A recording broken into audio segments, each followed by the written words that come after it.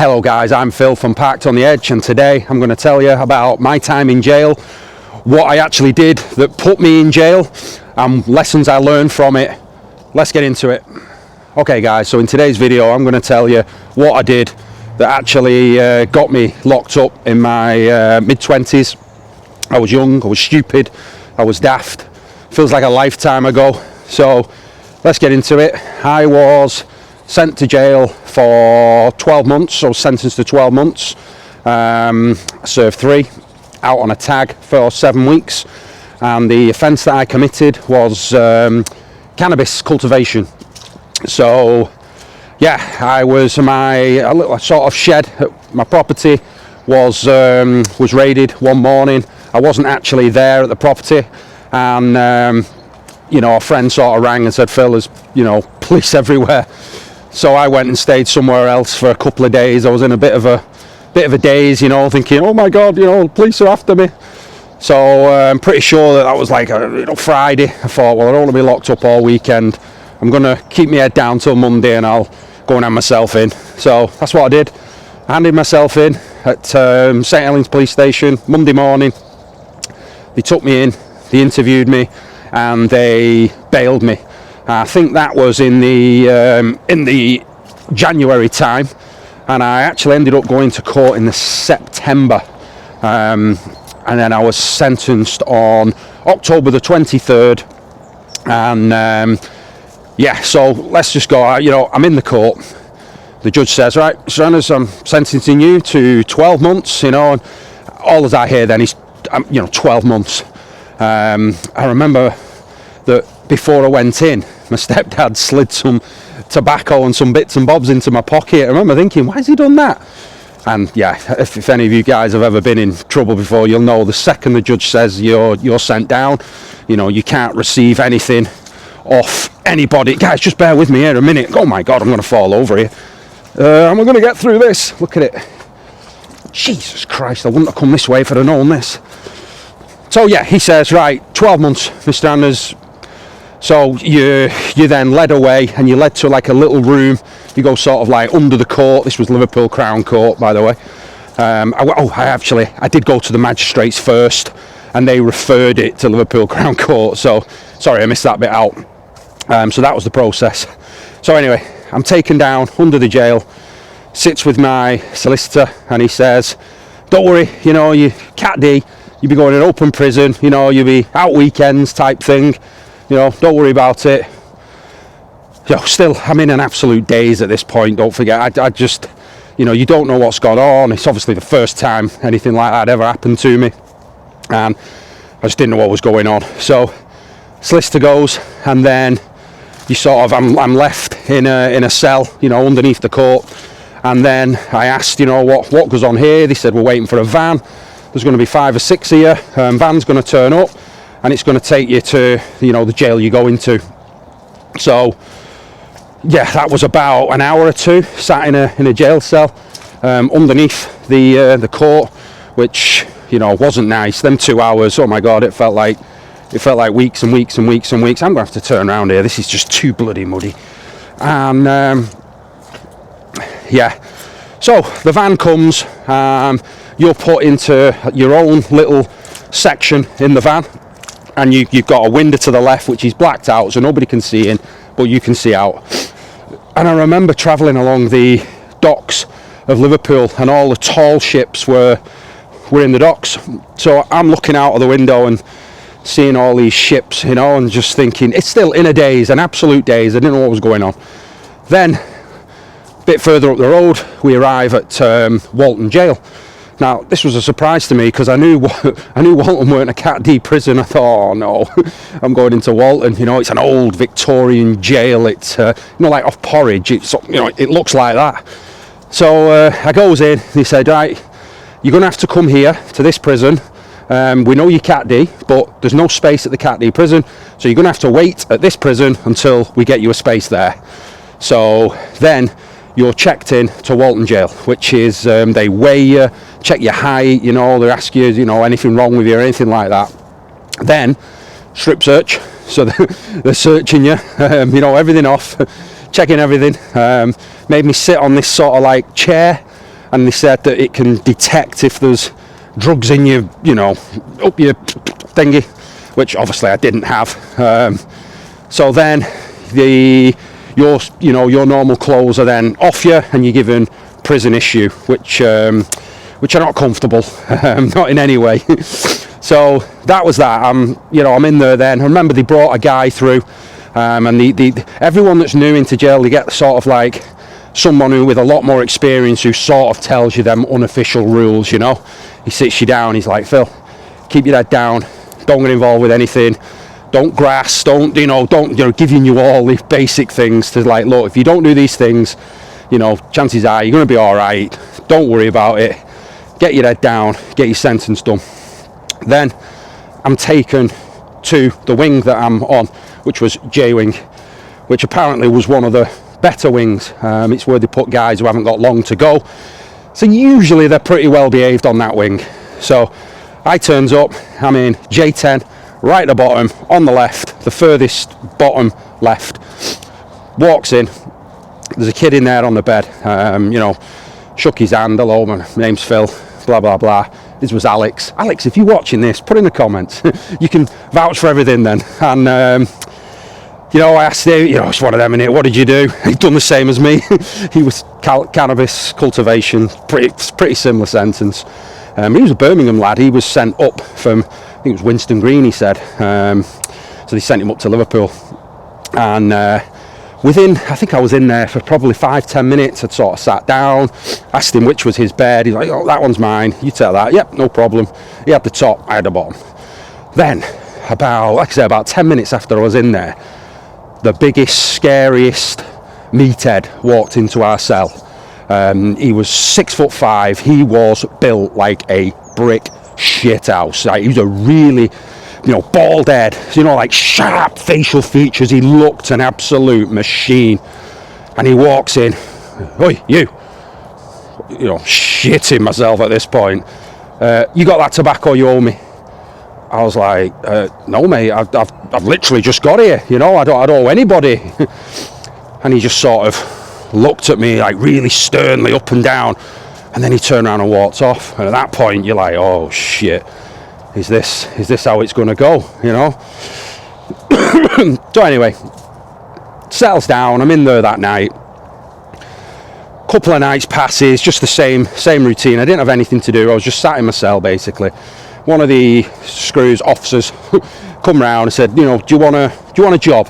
Do you want to get yourself out your cell and do bits? It'll make your time pass a bit quicker. So yeah, no problem. What do you want me to do? Right, go on the servery. You can serve all the guys their food. You might have to run down to the main kitchen, pick the food trolley up, bring it back, all that. So I was like, yeah, okay, I'll do that. So I start on that, and I remember the first day I was on that, and they put me on the scoop. So you'd get there'd be like chicken, chips, pasta, maybe a pasta bake, or maybe a curry. So there's a few different things, and I was on like the curry and the pasta bake. So I'm dealing with scoops. I'm scooping stuff and putting it onto people's plate who want it basically. So this guy, this meathead, he comes to sorry, at this point the screws have told me it's 2 scoops no matter what. If they ask for more, you don't give them more. It's 2 scoops. I'm like, okay, yeah, I can do that, no problem. So this big meathead, he's coming through, puts 2 scoops on, and I had actually thought, I'll make these a bit bigger, and he said to me, I want another scoop. And bear in mind, I've got a screw here to the left of me looking at me. I'm convinced this day he took me up and he knew exactly how this was going to go. And I'm like, I'm only allowed to give 2. And he's like, get that 3rd scoop on there now. And it didn't go on straight away, let's say. And I sort of looked at the screw, and he just sort of nodded his head as if to say, give him one, so I put the 3rd scoop on, and thought no more of it, to be honest. I just tried to avoid the guy at all costs. And later that night, before lockup, which was usually about 7 o'clock, he came in to our cell and basically pretty much had me up against the wall. He's like, if I tell you, you put an extra scoop on there, you fucking do it without asking. Do you hear me? I was, absolutely. At that point, I thought, you know what, I'd rather piss off the screws than him. Well, no chance. I'm not arguing with him. So nothing really said about it. He used to just give me dirty looks, you know. When I'd passed, it was intimidating, you know. It was a real like snarl. And if you'd seen this guy, I'm telling you, no matter who you are, you would think, oh, Jesus Christ, I don't want to annoy this fella, you know. By the way, what he was in for, when he was 16, I think he was in there, I think like his 19th year, something like that. When he was 16, he robbed a jeweller's and held 4 people hostage for 3 days. In that jeweller's, and I think a couple of them got hurt. No one died or anything, but they got hurt.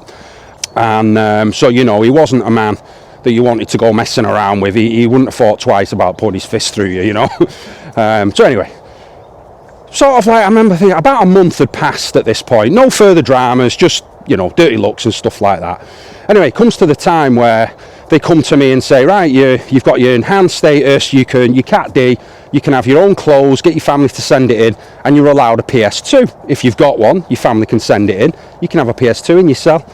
I'm thinking, bloody brilliant, get me PS2 in over Christmas, I'll knuckle in, you know, I'll have a career on Champ Manager or Pro Evo football.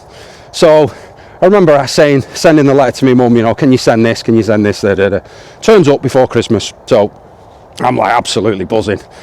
So I got up 7 o'clock in the morning, and what I'd have to do is I'd have to go to the landings, empty 2 bins and mop 2 hallways, basically. That was job done. And then at the dinner time and tea time, I was on the servery, and that was my job whilst I was in there, let's say. I think I was on about 15 quid a week, something like that. So every Friday they'd come round with like a sheet of paper, and it was what they called canteen, so you could pick items, you know, you could get razors or you know, to do people in. You could buy, you know, pack of razors, some shaving foam and shower gel, and, you know, crisps, Mars bars, things like that. So yeah, once I started working in there, then I was eating like a king. By the way, I was 10.5 stone when I went into jail. They weighed me on the way in, just bear that in mind for in a bit. And yeah, my PlayStation comes. Anyway, first day I've got it on, and who walks in? Big Taylor. I'm like, oh fucking hell, is he going to take it? Is he what's going to go on here? He just leaning at the door like this. He's like, Anders. I'm like, all right mate, you okay? What are you playing? I'm like, Pro Evo. How you getting on? I was like, what's going on here? Is he just going to take it after talking to me or what? So I said, yeah, I'm winning 2-0. Can I have a game? Yeah, sit down, you know, no problem, we'll have a game. So we had a game, didn't talk for the whole game. I won 4-0. I didn't celebrate a goal. And at the end of it, he said, right, you've done me. He went, get over to my cell tomorrow, just after dinner. He went, I'm playing you at FIFA. I've borrowed a PS2 off the lad upstairs on the landing. I've got FIFA. I'm going to smoke you. I'm like, okay, yeah, I'll come tomorrow. Inside, I'm thinking I ain't going. Anyway, gets to after dinner. He's knocking on my cell. Come on, Anders, get in my cell. So the lad that's in there is like, oh, you, go on, get out. Me and Anders are playing FIFA. This lad just gets up, walks out, sits down in his pad, starts playing FIFA. Not a chance I was going to beat him. And I couldn't have beat him anyway, to be honest. He was a bit of a master at FIFA, and I don't play FIFA. FIFA's shit. So he pummeled me. And during that game, he started to come out of himself a little bit. You know, it'd be like, what, you know, where'd you live? And, you know, he started softening up. And then I thought, you know, he's not actually that bad, you know. Starts chatting football and stuff like that. So anyway, it's time to sort of, you know, lock up and get out. And I thought, yeah, I'll offer him into mine tomorrow. We'll play Pro Evo again. I said, listen, do you want to come and play me at Pro Evo again tomorrow, and we can mix it up, you know. You come to me one day, I'll come to you.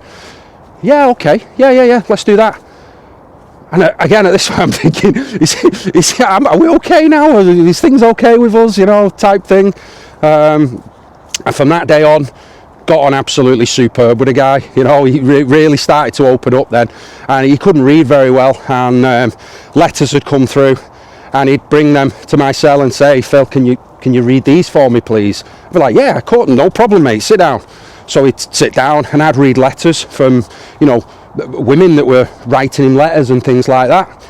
And then eventually he was like, I've never actually wrote back to any of them, would you mind writing me, a letter? I'll tell you. I was like, yeah, absolutely. So then every week I used to send about 3-4 letters for him. So letters would come in and I'd read them and say, why don't we reply like this? And that was it. Like for the last sort of 2-3 weeks, probably become friends, to the point where it was like, I'm really looking forward to going seeing him in Cell, I'm playing, getting smashed at FIFA. By the way, he beat me every time at FIFA, never beat him once, and I beat him every time at Pro Evo Soccer in my Cell. So we were undefeated on our home turf. And anyway, so I remember it being a couple of days before I was leaving. The deal that he had with the kid upstairs had ended, so the PS2 had to go back upstairs to the top landing for the other kid. So I said, look, I'm out in 3 days. I said, I can get myself another console when I get out. I'm like, do you want me to leave this for you? I'm like, will that be allowed? He was like, well, oh God, if I'd love that. I can give it back to you when we get out. I said, look, don't worry about it. I said, I ain't gonna need it. Served its purpose, I didn't really play it that much on the outside. So I gave him my PS2 before we left. Shook his hand, wished him all the best. I think he was due to get out about 6 months after me. So he'll be out and about now. Again, if somehow you come across this video, if you're still with us, go on, get in the comments, because obviously it's been a long time since I spoke to you. I hope you've turned your life around and stuff like that. I'm sure you wouldn't have wanted to go back to jail again.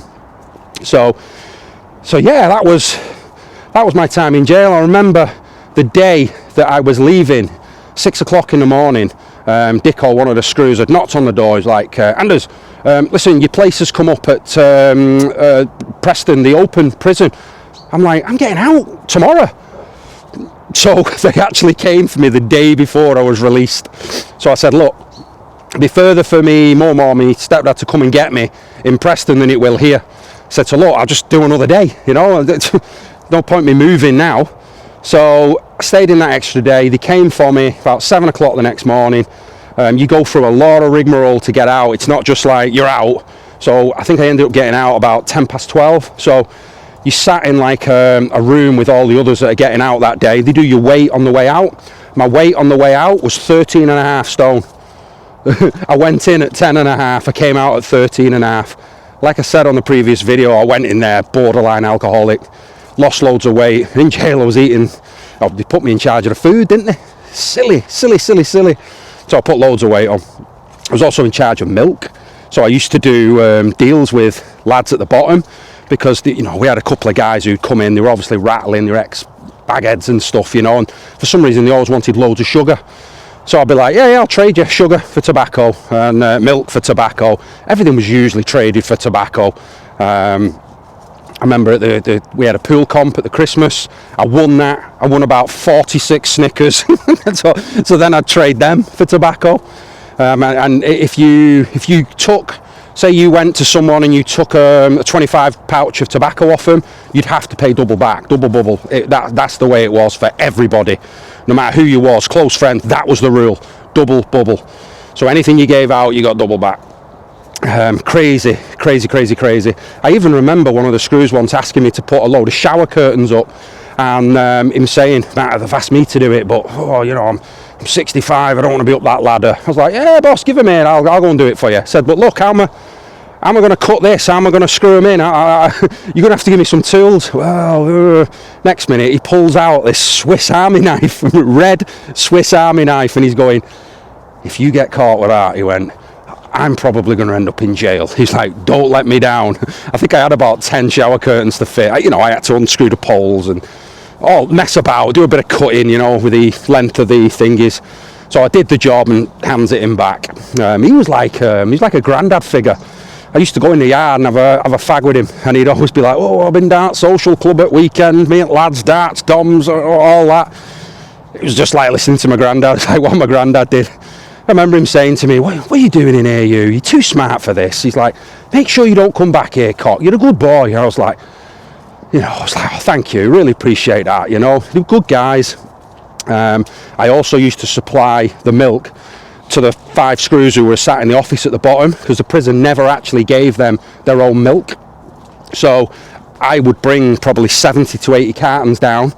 every day, and there was maybe 59 on the wing, so there'd always be like 15 or 20 left over, and I used to just put them in my cell, put them under there. I must have had about 80-90 cartons of milk about this big, so whenever the screws had run out, they'd come up, Anders, do us 3 milk, cock. No problem. Go under bed, pass them 3 milks. Oh, thank you. Off they go. They've got bruised. They were only given the powdered stuff, so it really was an experience. I learned how to trade when I was in there, probably a lot better than I did on the outside. But listen, I'm laughing here now because it's a long time ago. I weren't laughing then at the time, you know. So my advice to anybody is, you know, don't break the law. Don't get yourself locked up. It's, you know, it's not nice. It felt like a bad holiday when you're there somewhere for a week. You think, right, I'm ready for home now, but you can't come home, and you're locked in. And it was one of the worst winters. You know, I remember it being one of the most severe winters we'd had in a long time, and the heating went down in the jail and everything. But anyway, look, I've gone all over the place here. Back to me getting out. So I'm sat there, and they're like, right. So it goes in, and they're right, we're going to give you, I think they give me about 74 quid, or something like that, right? Take that and, you know, use it, help put whatever towards whatever when you get out. Gets out of jail. My stepdad's there waiting for me. Home I go.